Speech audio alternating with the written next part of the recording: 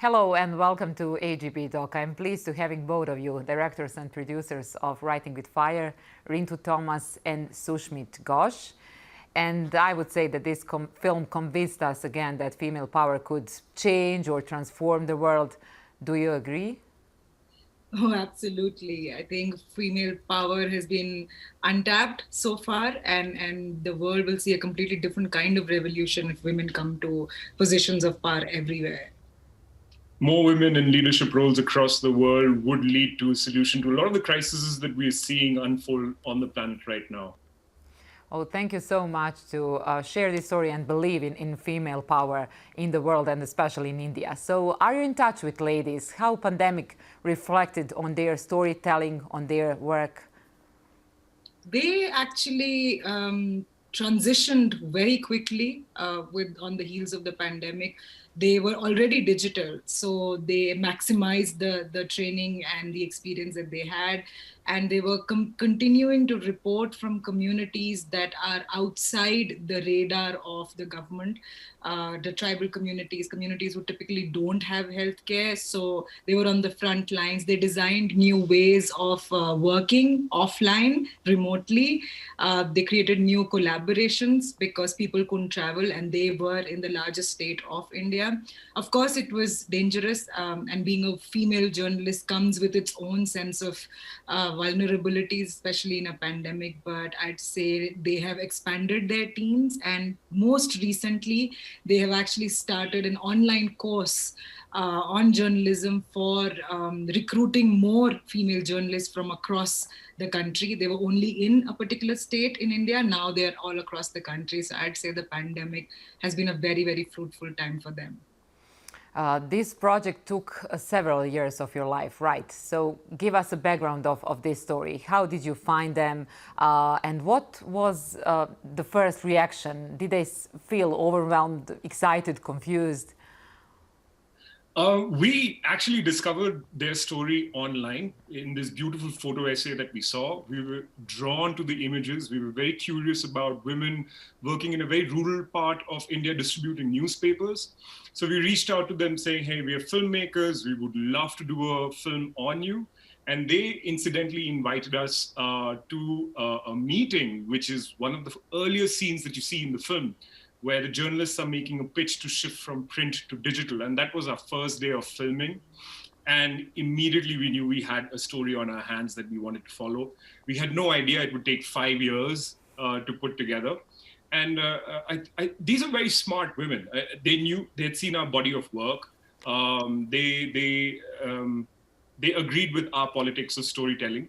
And that allowed for a sense of trust to build between us. But I think what confused them was, how long are you going to take to make a film? Because after the first few weeks of filming, they thought that we'd completed.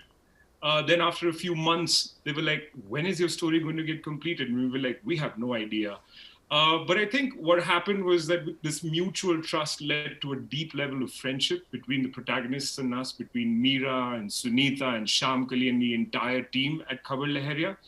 And this friendship allowed us to film very deeply and very intimately, both within their homes and outside. And we were very happy to be able to sort of tell a story of this journalistic institution that really represents the best of India and that India has to offer to the world. Writing with Fire give us a sense what it takes to be a female journalist, powerful voice in the public sphere in the very traditional society such as India.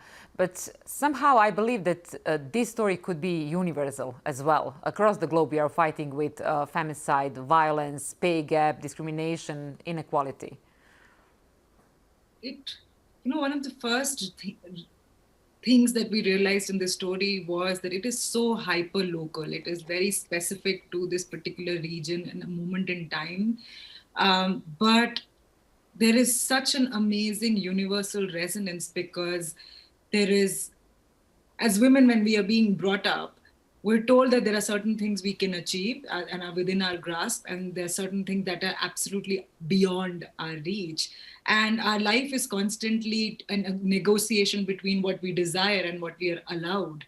And being in the company of these women, the very first time when we attended that meeting, I personally got a sense of, here is another world of possibilities. Here's what we can achieve when we when we allow people who have been silenced for years, systematically, a voice of their own. And that became increasingly relevant as the years passed. And now we're in 2020 and we see stifling of dissent. 2021, that year flew past, of dissent and individual opinion all across the world. And therefore, I think the importance of a story like this to help us understand that every individual's voice matters, however feeble or quiet it might be in the beginning, but it can become a movement if only we start believing in ourselves. And that's the relevance of this story, I think, for women across the world, for journalists across the world, and just generally for people across the world. Our mission here at Al Jazeera is giving the voice of the voiceless, and I see you as a filmmakers on the same path. But I know that this job could be really risky. What was your biggest challenge during this shooting?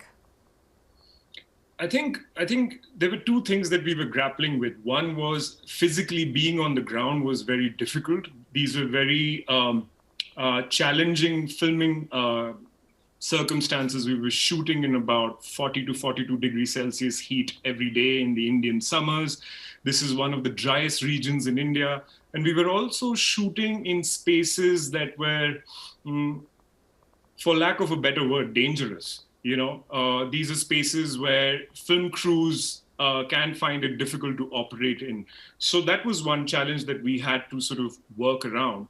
And the other one, I think, just picking up from Rintu's previous answer, was that how do you tell a local story and give it a global context? We wanted this story to work for an Indian audience as well as for an international audience. And we knew that there were so many themes that were complex, complicated, and yet universal. So the other challenge was stitching it together to create a story that would break the barriers of time, in a sense, be timeless, so that our hope is 5 years, 10 years down the line, you can watch Writing with Fire and look at Khabar Lahariya's story and still believe in Mira's vision of the world being a better place. So I think these were the two sort of key challenges that we were dealing with. And of course, I think as artists anywhere in the world right now, if you're talking about free speech and democracy and the rights of marginalized communities, there is always going to be a risk. And that's something that it comes as a part of the package, and you've got to live with it.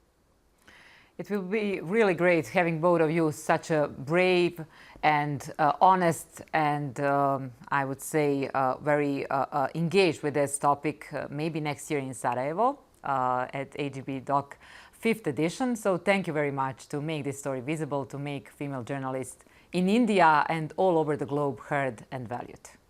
Thank you. Thank you so much. We're so excited that audiences in Sarajevo are watching this film, which is our dream, that this story should be able to travel the world. So thank you for hosting this film.